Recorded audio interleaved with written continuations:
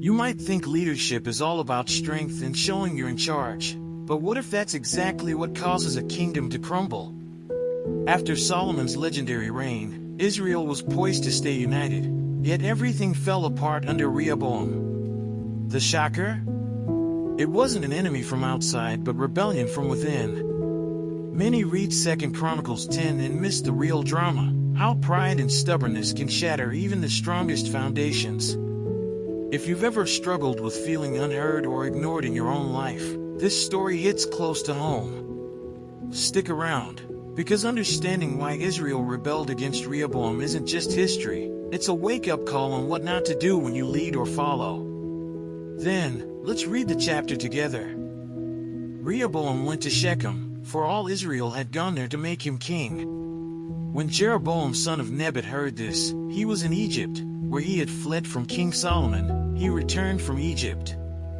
So they sent for Jeroboam, and he and all Israel went to Rehoboam and said to him, "Your father put a heavy yoke on us, but now lighten the harsh labor and the heavy yoke he put on us, and we will serve you." Rehoboam answered, "Come back to me in 3 days." So the people went away. Then King Rehoboam consulted the elders who had served his father Solomon during his lifetime. "How would you advise me to answer these people?" he asked. They replied, "If you will be kind to these people and please them and give them a favorable answer, they will always be your servants." But Rehoboam rejected the advice the elders gave him and consulted the young men who had grown up with him and were serving him. He asked them, "What is your advice? How should we answer these people who say to me, 'Lighten the yoke your father put on us'?" The young man who had grown up with him replied, "The people have said to you, 'Your father put a heavy yoke on us, but make our yoke lighter.' Now tell them, 'My little finger is thicker than my father's waist. My father laid on you a heavy yoke, I will make it even heavier.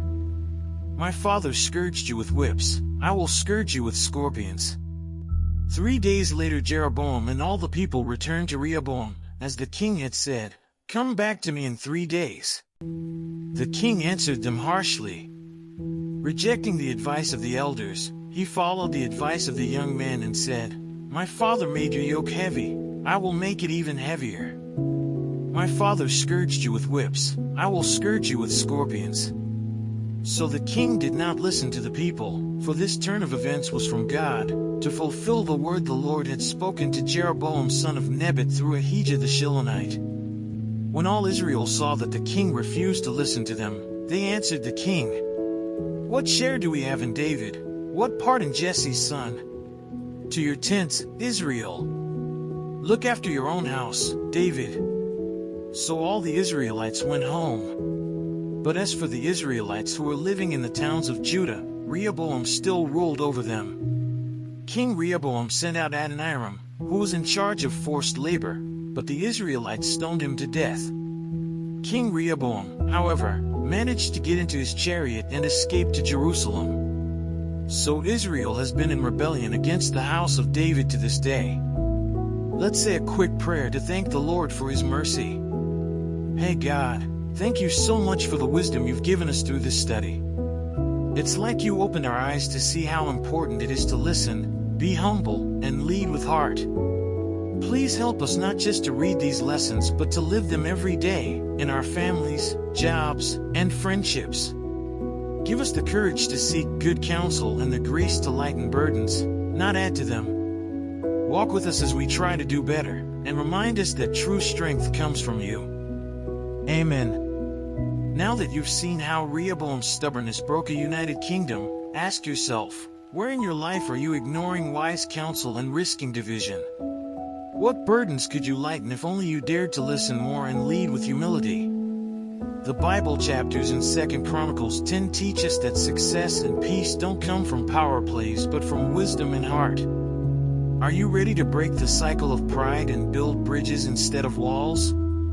Imagine the impact if you start today. How different would your relationships, your work, or your community be? Don't just let this be another story you read and forget.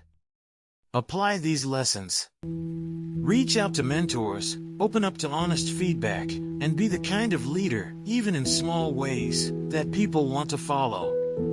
What's one step you can take right now to ease someone's burden or listen better? Drop your thoughts below, let's talk about it. And if you want more insights like this, make sure to subscribe and hit the notification bell so you won't miss a single chapter of wisdom that can change your life. And, as always, don't forget to check the last video and learn more about the scriptures.